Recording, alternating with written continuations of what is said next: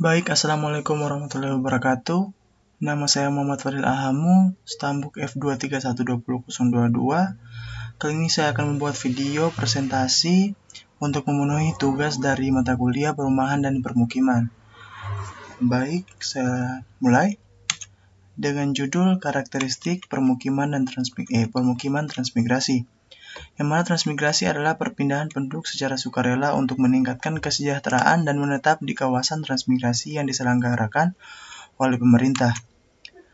Jenis transmigrasi ada 3 di sini, yaitu yang pertama ada umum, transmigrasi swakarsa berbantuan, dan transmigrasi swakarsa mandiri, yang mana transmigrasi umum merupakan transmigrasi yang dilaksanakan pemerintah pusat dan atau daerah bagi penduduk yang mengalami keterbatasan dalam mendapatkan peluang kerja dan usaha.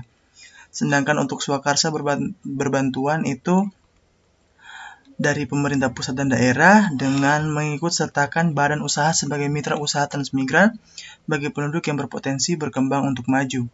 Dan untuk transmigrasi swakarsa mandiri, yaitu yang merupakan prakarsa transmigrasi yang bersangkutan atas arahan, layanan, dan bantuan pemerintah pusat dan atau pemerintah daerah bagi penduduk yang telah memiliki kemampuan.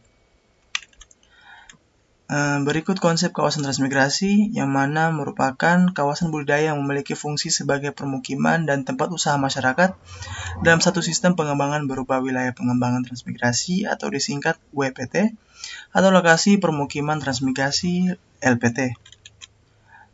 Ini merupakan merupakan rencana kawasan transmigrasi yang dimana ada KPB atau kawasan perkotaan baru dan SKP satuan kawasan permukiman, yang mana setiap satuan permukiman itu memiliki sarana dan prasarana yang menunjang tempat tinggal seperti perumahan, pelayanan umum, SD, pelayanan kesehatan, poskesdes, pasar mingguan, dan prasarana lainnya seperti jalan. Untuk KPB sendiri mungkin sarananya akan lebih lebih banyak karena akan menunjang kawasan permukiman di sekitarnya. Kemudian ini kedudukan rencana kawasan transmigrasi dalam sistem RT/RWN, RT/RWP, dan RT/WK, di mana rencana kawasan transmigrasi ini berasal dari RT kawasan strategis nasional, provinsi, RT/RW kabupaten dan kota, juga dari kawasan strategis RT kawasan strategis kabupaten juga kota, yang mana menjadi rencana kawasan transmigrasi, kemudian menjadi rencana perwujudan kawasan transmigrasi. Berikut juga kedudukannya. Kemudian ini gambaran kawasan transmigrasi. Seperti yang saya bilang tadi, ada di setiap SKP atau satuan kawasan permukiman akan memiliki prasarana dan sarananya. Tetapi untuk KPB sendiri akan lebih kompleks dan lebih banyak seperti perdagangan dan jasa dan komersial lainnya agar mendukung kegiatan pemukiman dari SKP sekitarnya.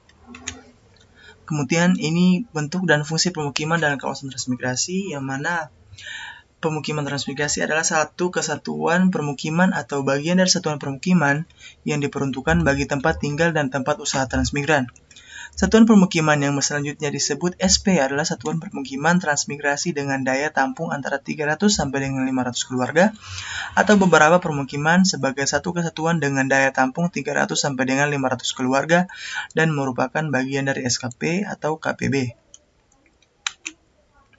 Di sini ilustrasi penataan persebaran penduduk di KWS transmigrasi, di kawasan transmigrasi, yang mana satu ada transmigran, itu dimasukkan ke SP2, kemudian orang yang tidak punya rumah, punya rumah tapi tidak layak, punya lahan usaha, di SKP yang bersangkutan itu dia masuk SP1 dan pemugaran rumah. Dan yang 3 itu sama, dia masuk di SP3, memiliki masalah yang sama, tapi dia masuk ke SP3 sama dengan pemugaran rumah juga. Dan yang keempat itu dia punya rumah, punya lahan usaha di SKP atau satuan kawasan permukiman yang bersangkutan itu masuk di SP1 dan pembangunan rumah. Untuk yang 5 sama dengan 4, dan yang ke-6 itu tidak punya rumah, tidak punya lahan usaha.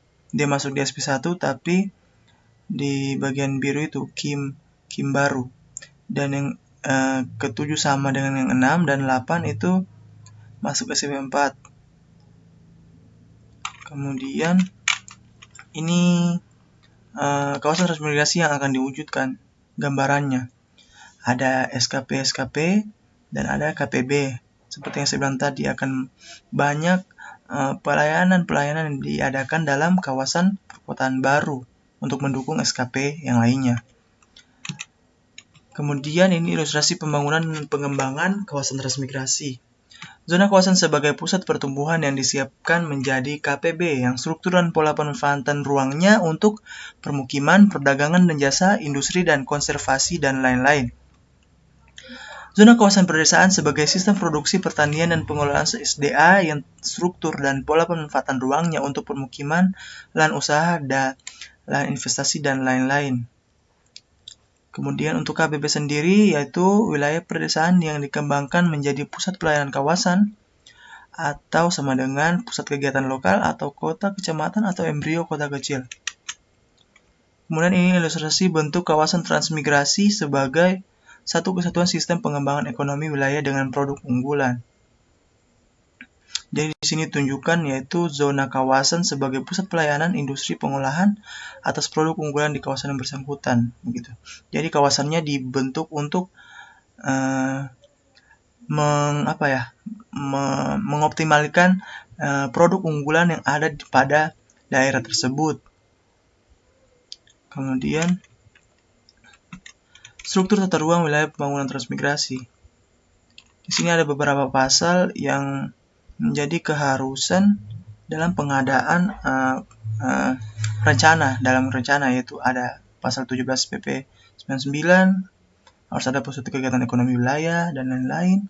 Begitu juga dengan yang lainnya. Kemudian ini gambaran, salah satu gambaran contoh kawasan transmigrasi. Berikut ini yang baru dibuka di Desa Tinauka, Kecamatan Rio Pakava, Kabupaten Donggala. Kemudian ini transmigrasi pendatang dari Suwabi, Wasior, Kabupaten Teluk Mondama, Papua Barat. Yang mana terlihat sekali bahwa sini polanya itu grid. Kemudian ini transmigrasi di Kaladen, Kabupaten Pasir, Kalimantan Timur.